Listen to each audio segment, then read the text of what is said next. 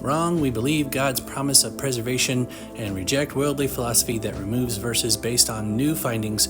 Earlier findings is a worldly foundation, unbiblical. Okay.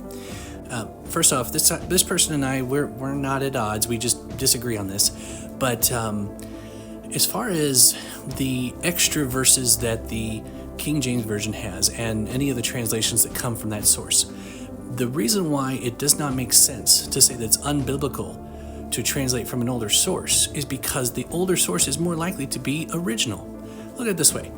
If I wrote a story and then the original was lost, but somebody wrote down a copy but wrote their own thoughts in between the lines, does that mean that they're more right than me just because they have extra verses? There's nothing in the Bible where God says that the King James Version is the only English translation I want you to ever read and memorize.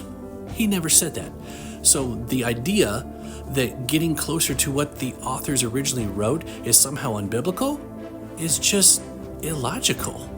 Sorry to sound like a Vulcan, but if we're going to use logic, which God does encourage us to do, then the best thing we can do, since we believe the authors were inspired, is get back to what they said and not just trust translators who had limited manuscripts to do their translation work from.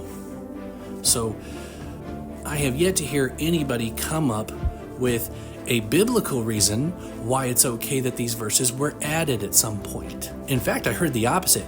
People were telling me that it was horrible that those verses were removed even though they're older manuscripts. How on earth do you know they were removed? It's more likely that the verses you say should be in there were added.